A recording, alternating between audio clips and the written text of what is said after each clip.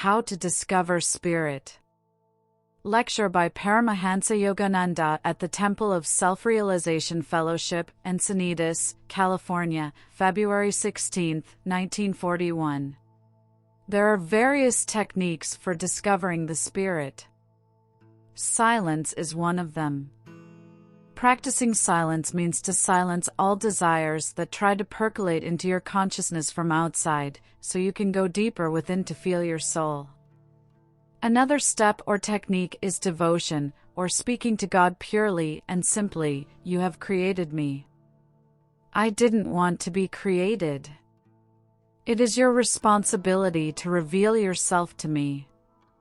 Talking to him a little while and then forgetting will never bring his response. God is hard to get because not everyone means business with him. The technique of prayer is usually ineffectual because most prayers are not deep or devotional enough. You have to repeat and repeat until you go really deep into the superconsciousness. Prayer in which your very soul is burning with desire for God is the only effectual prayer. You have prayed like that at some time, no doubt, perhaps when you wanted something very badly, or urgently needed money, then you burned up the ether with your desire. That is how you must feel for God. Talk to him day and night, you will see that he will respond. Yoga is the science of finding God. The yoga system of contacting God is the best. It consists of various scientifically effective techniques of meditation.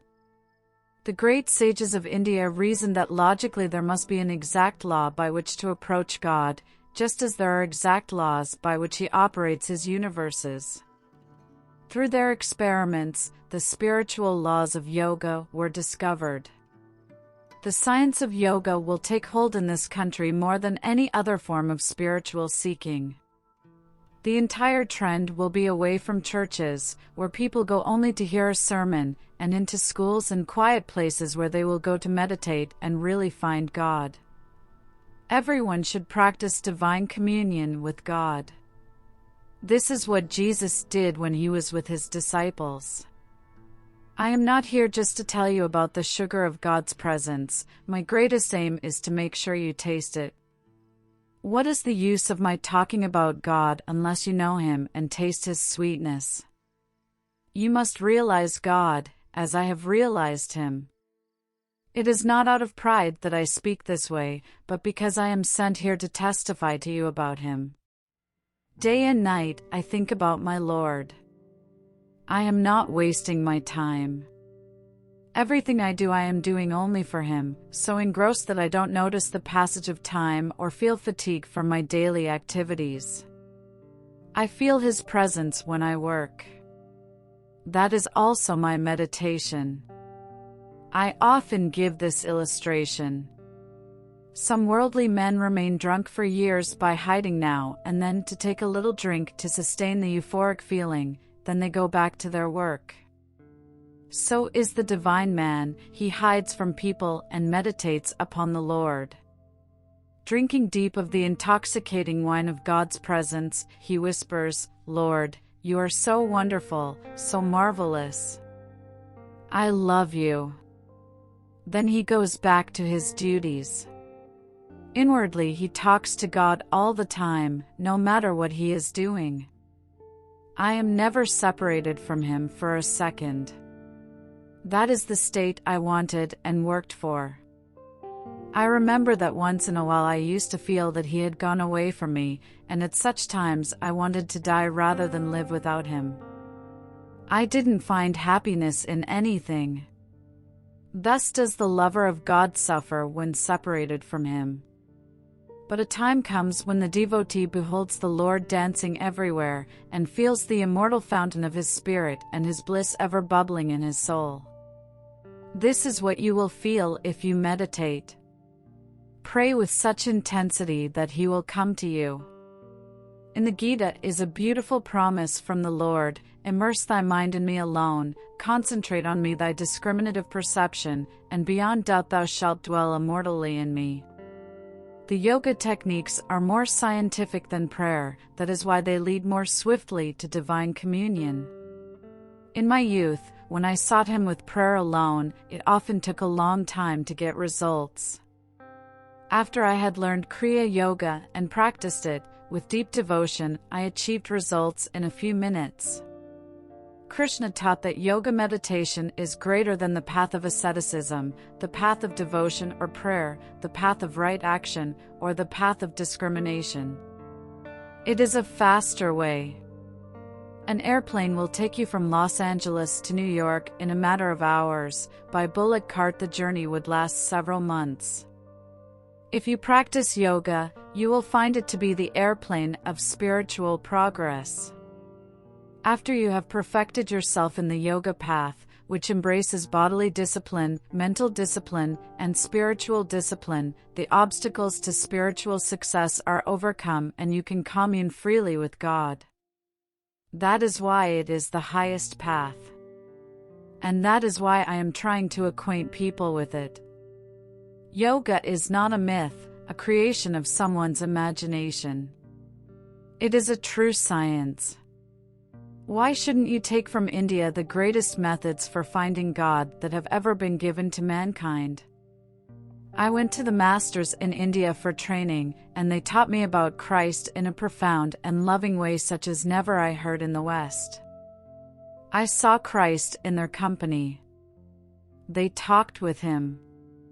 Did Saint Francis lie to us? He saw Christ every night. Lord Jesus lives. I have seen him. When you are behind a screen, you see everyone else outside, but they can't see you. So the saints and the angels can see you, but you can't see them unless you practice yoga. Your prayer must be intense to reach God. Last summer, I stopped at a monastery where I met one of the priests. He was a wonderful soul. I asked him how long he had been on the spiritual path as a monk. About 25 years, he replied. Then I asked, "Do you see Christ?" "I don't deserve it," he answered. "Maybe after death, he will visit me." "No," I assured him, "you can see him from tonight if you make up your mind." Tears were in his eyes, and he remained silent. You must pray intensely. If you sit night after night practicing meditation and crying to God, the darkness will be burned up, and you will see the light behind this physical light, the life behind all life, the Father behind all fathers, the Mother behind all mothers, the friend behind all friends, the element behind all elements, the power behind all powers. That is where I live, and where I want you to come. Practice of yoga awakens soul longing. You have gone away from God like the prodigal son, and it is only by returning to Him, within, that you will make this vale of tears a haven of heaven. There is no other way. If everyone in this world were a millionaire, there would still be troubles and sorrows, for you cannot buy unshakable happiness. That comes only by following a technique of yoga, and by devotion, by going within. Practicing yoga is half the battle. Even if you don't feel enthusiastic in the beginning, if you go on practicing, you will come to feel that tremendous longing for God which is necessary if you are to find Him. Why don't you make the effort? Whence do all the beautiful things in creation continually emerge?